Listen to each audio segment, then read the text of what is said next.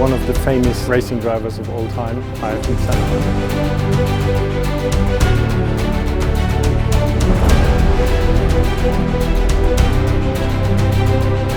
And this car was the first car road registered.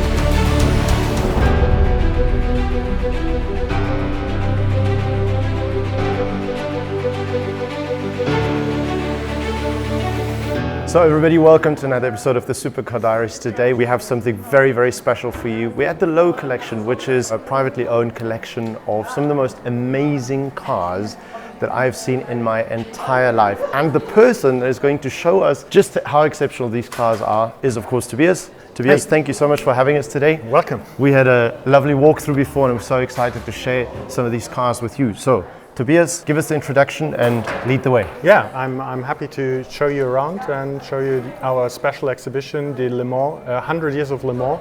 And then we're going into our great hall with all the cars, like the pre-war cars and then the racing cars and super sports cars as well. All right, so then let's go for it.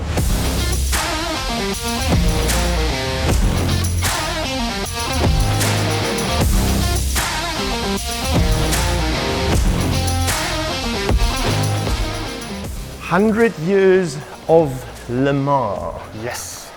So this is our special exhibition. Here you can see 21 cars in total, all with Le Mans history, like these two is over there. So this is a Bentley 4.5 liter from 1928. This car raced 3 times in Le Mans, like this one over there. And so you only have actual cars that really took place in races? Correct. Or in the training. Or in the training? Yeah. So these actual cars were in races? Correct. 1928, 31, and this one also in 31, 32 and 34. And you can see the picture over there with the number 4, 5 is obviously this car, the 6 and the number 7. And both cars are in the same collection. And nearly 90 years later, they are closer together than on the starting grid in Le Mans in 31. So this picture was, when was this taken, at which race? In 31, in Le Mans. 1931. Yeah. Oh, that's incredible. What a beautiful color. And this is the DB4 GT, and this is DP199. So this is the prototype of the DB4 GTs. And then we have the Aston Martin DB4 Zagato. This is one of 19 built and raced in Le Mans 1961.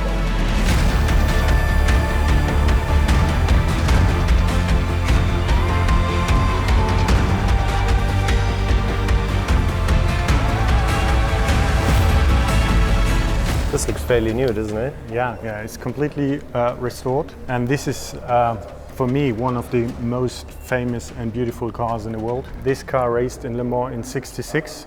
The Ford won the famous 1-2-3 victory in Le Mans in '66.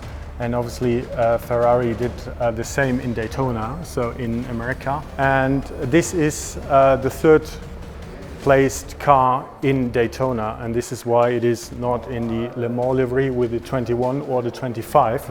It is like it was, or it raced in Daytona 67. You could actually stand still and just take that in for a bit.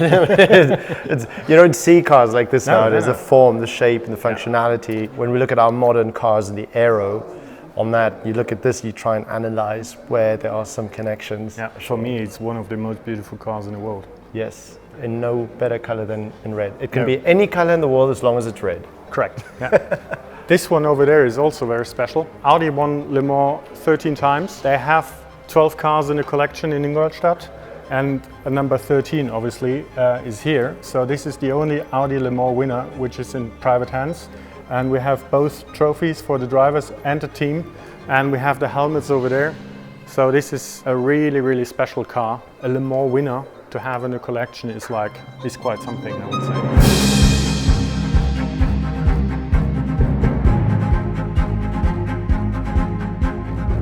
We have the Speed 8 from 2001. This is the LMGTP class winner and 3rd overall. So this is the first car after 71 years for Bentley entering Le Mans and did outright 3rd place overall. And next to it, the CLR, which raced in Le Mans and took off on the long, On straight. The straight, yeah. In '99. So Mercedes entered 3 cars, 2 took off, and this is the third car, number 6. The one that didn't fly away. That one that didn't fly because they took it out of the race after this second accident. So This became a bit dangerous. It became very dangerous. And the Sauber C9. So this is '89. So this was the T car in Le Mans '89 and was used for the Sports World Championship and won the Sports Car World Championship in '89 with Schlesser and Maas. And over here, also again, a class winner. This is GT2 class, a Carrera RSR from '94, and this one, the GT2 class in '94.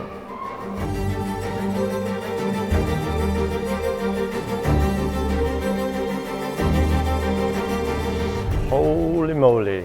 Wow. So we're now in the pre-war hall, and this is the oldest car in the collection.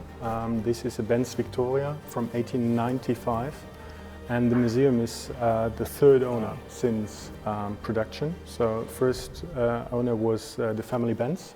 Then it went to the Henry Ford Museum in Dearborn, and then we bought it from there in the 2010s. And it's in completely original condition, like the leather, all interior is completely like it was 1895.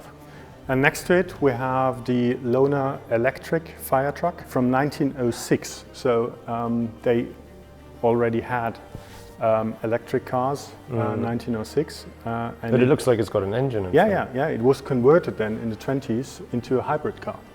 So it's one of the first hybrid cars ever made. So let's have a look at the other cars in the pre-war hall.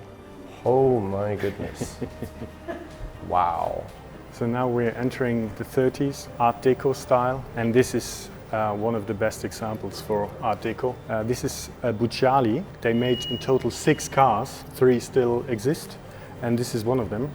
This is a 12-cylinder Vazin engine, front-wheel drive. Front-wheel drive? Yeah, 24-inch Back wheels. in those days already? Back in those days, yeah. Wow. And if you have a look at the roof, it's very low, like a chopped roof, like the hot rods in the 50s. Yeah.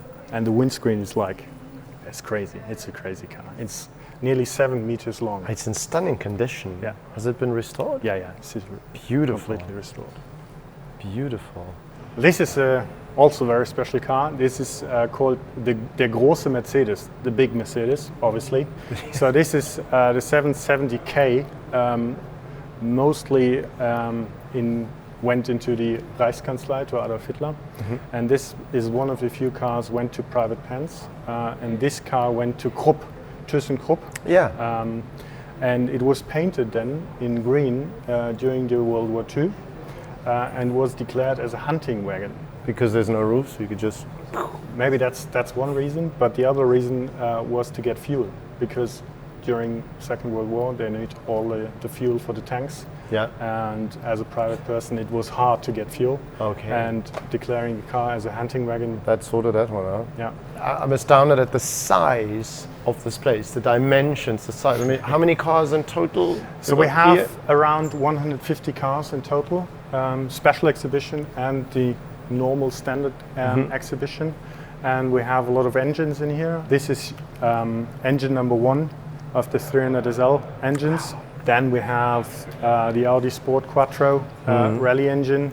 Wow. And this is the only one with the PDK gearbox. Oh, really? Okay. And the first PDK gearbox ever built. Yeah. So this is truly special. Obviously the dinosaur of the engines. Holy moly, this is ginormous. The Bugatti Chiron engine, 1500 brake horsepower. 4 turbos. 4 turbos, 16 cylinders, 8 liters. So this is... And thirsty.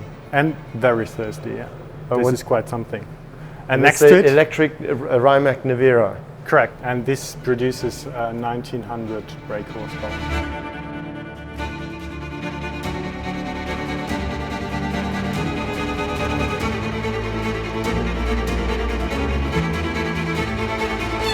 Just have a look at this. This is cool, but I mean, So I suppose we can't really talk about all the cars in here. No, it's difficult because otherwise we would it's going to become a series on Amazon. So this is a completely original Cobra, and we bought it from the first owner's family. The guy was called Lindauer, and he was a NASA technician. So he bought the car new and did in the first couple of months a road trip with the car, and we have all the maps with drawing where he just went and all the fuel bills and stuff. Yes. So this is an incredible original car, and if we have a look at the back, and you can see in the back all the old papers, the roof is like in original condition, which is quite something. So he put the newspapers in between just to keep it from sticking? Correct. Wow. It looks a lot less bulky than the replicas, the modern day replicas nowadays. But up there, I see a red Countach. Correct.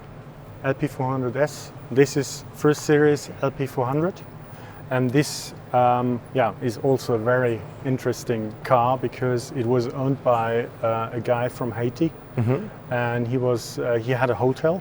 And on Haiti, they had just like 50 kilometers of road. I'm thinking the whole time, like, what do you do with that in Haiti? And he was a very good friend to Lamborghini, and he got a special color and engine-tuned car. So this was quite special in those days.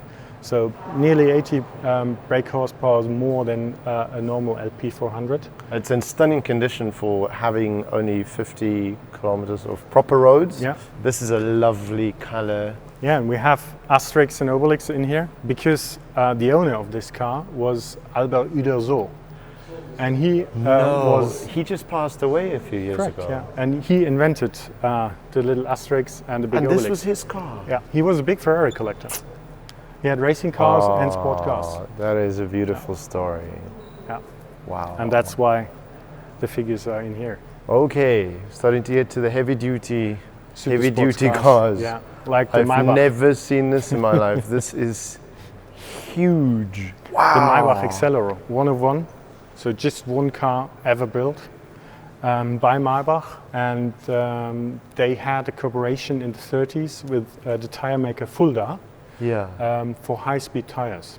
So in the 30s, they built like a car nearly the shape as the new car, and they had like the idea to do it again in 2005. And Klaus Ludwig drove in Nado a speed record of 351 kilometers per hour in this car, and it's road registered. So you can, or we can drive the car on the road. Really gorgeous. There is my eye caught this. This over there.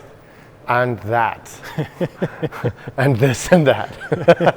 The CLK GTR, this is the coupe. Correct. So they built 25 cars in total for the homologation. Yeah. And then they did 2 extra cars for developing. Okay. So this is the prototype, and this over there is also the prototype. So this is prototype for the Roadsters, and this is the prototype for the coupe. You guys really have like the very first. Yeah, the first like the Evo 2 over there, which is number 1. So we have really special cars, like really the prototypes or one of ones. Or this is great. I love the roof scoop over here. Yeah, it's kind of missing on that one, just a little bit. They put the scoops on the sides of the buttresses, on the back, and on the back in the center. Yeah. It's such an incredible car, this. And it shares, I think, 3 pieces with a street-going car. It's the grille, the front lights, and the rear lights. Correct. That's basically that's it. Yeah, that's it. Yeah. Wow. Did this even have a roof, or was it? No, it's without. So it comes without roof. So all right. So summer only. Rains, if it rains, it rains. Incredible. And these were 6 liter. 6 liter, 6.8 liter, 6.8 liters, and this is a V12 engine. Yeah. But so it must be an incredible driving experience. The noise, it must be, because it's naturally aspirated. The induction must be absolutely crazy. Yeah. And then, as far as I recall, only rear-wheel drive. Correct. Yeah. So hands-on experience. And next to it, another prototype. So this is one of the first Bugatti Veyrons ever built. So this is pre-series, chassis number 3. And this car was the first car road registered and the first car really on the road with registered number plates on it. Okay, now we're back in the racing department. We're now back in the racing department. So we have like an orange car over there, like a Jägermeister, Group 5 320 BMW, which is one of our cars not owned by us. So this is on loan by us. All right. From Eckhard Schimpf. He invented the Jägermeister racing team in 1972, and he kindly gave us the car for the collection. And here we've got some red Italian fire. Correct, yeah. Alfa Romeo, DTM. Yeah, this was the great area of DTM. Oh, that's the iconic 2.5 V6. Correct, yeah. And this was the sound of this motor. Revving up, I think, just over 11,000 RPMs. Yeah.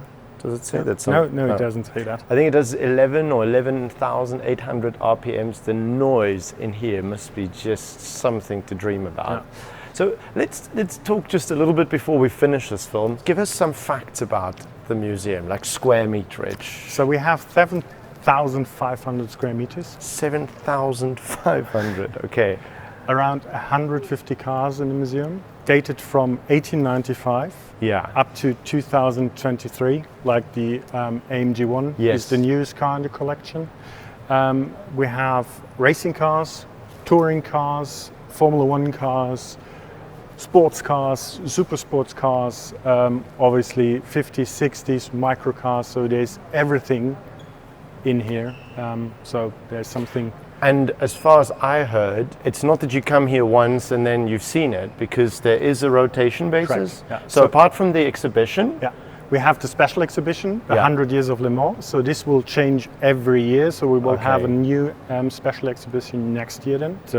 In the normal exhibition, we will change obviously some cars from time to time. Okay, that's not a stipulated time, that's something that happens. No. From time to time you will see other cars in here because we need for another exhibition, or we have some cars on loan, but it will be around 150 cars every time you enter the museum. Yeah. So we're about to finish. This is the last segment with F1 cars. Run us through it. Well, obviously over here, this is a Ferrari 2000, F2000, and this was the first Ferrari with Michael Schumacher, who won the World Championship in it.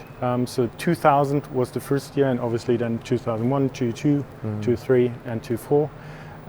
And behind that we have a 1999 car, which was driven by Mika Häkkinen and won the World Championship in 99.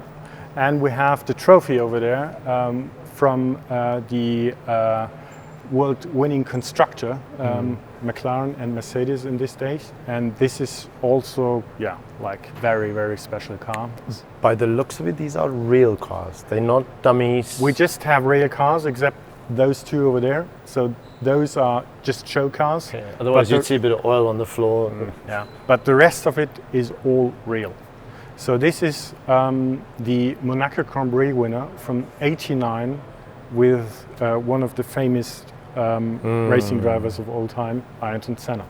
All right. Wow. Then we have a little bit, local motorsport, so-called. Stefan Belloff, he was born in Gießen, which is like 35 minutes away from here. And he raced in the Tyrrell in 1984. But in 1984, all the cars were turbocharged except the Tyrrell. So it wasn't really a good car to compete. But he did a third place in Monaco. Wow. Yeah. So for a non-turbocharged. For a non-turbocharged car. Well done. This is Niki Lauda. That's correct. So this is so 74. Iconic, the shape. 74, first year, Niki and Ferrari with the original signature of Niki on the body. And this is also a very iconic car, like the Ferrari Transporter in the back. So this is one of two built by Rolfo, was an Italian truck manufacturer, and they did two trucks, and this is one of the original trucks used in the 60s. So you have two cars, three cars in total. Three cars, one down and two up. I thought that was a mattress at the back. I thought there is a mattress. I thought that's where the team sleeps. No, there's one place to sleep in the front. Okay. But we have a spare one for you. So if you. Thank you. And maybe, yeah, this one over there is also very unusual, let's say. So this is the Ferrari Corsa service car, which was used by the service team of Ferrari in the 60s, and is all we have the original signature of Foghieri on the dashboard, and this is really the original car. They needed something bigger than what normally comes out of Italy. Yeah, or maybe they just want to take a Fiat 500 and then it's hard to get a 500 with all the parts in it, I guess. Yeah. Tobias, you seem to be very knowledgeable about what's going on in all the cars. The whole time I'm wondering, like, how do you actually remember all the details? How does one get the information when you come as a general person like myself? So we have all the info plates in front of every car. You have just like 3 bullet points in English and German. Yeah, but you told me a lot more than that. Correct, yeah. And we have the QR code on each plate. So you can scan, we have an app you can download from the App Store or Google Store. And then you can scan the QR code and get even more information. And we have for every car an audio guide, so you can listen and you don't have to read everything. So. Okay. Yeah. Oh, and that's more fantastic. pictures and stuff. So and that's also available in different languages, obviously. It's available in English and German. Okay. Yeah. Wow.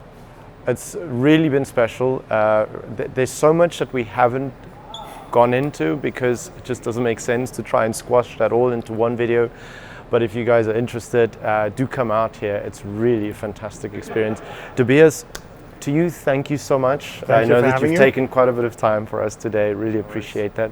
And I will see you again here. Hopefully, yeah. Thank you you. So much. Cheers. Take care, bye. Ciao. Wow. There are a couple of pockets in Germany where you get to see a great collection of cars, sometimes very brand concentrated. Here I feel that it's so incredibly diverse, and I love the fact how a lot of these cars, apart from seeing them as they stand here in totality, for example here there's so much more detail that you can see and learn from.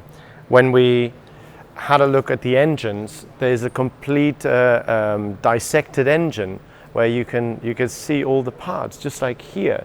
It's important for us, and it's lovely for us to be able to do that, because you get to see where the engine is positioned in the car, how that affects the driving. You get to see the exhaust system. That gives you an idea of what we do at Novitec as well. I just think it's so incredible that Mr. Lowe, who is the owner of the Lowe collection, has got a private collection of more than 300 of these vehicles. I mean, in essence, there's 150 on display here, but there's the same amount somewhere else in a storeroom again. And I think that that is incredible. We would absolutely love to meet more people like this and see some more of these great collections.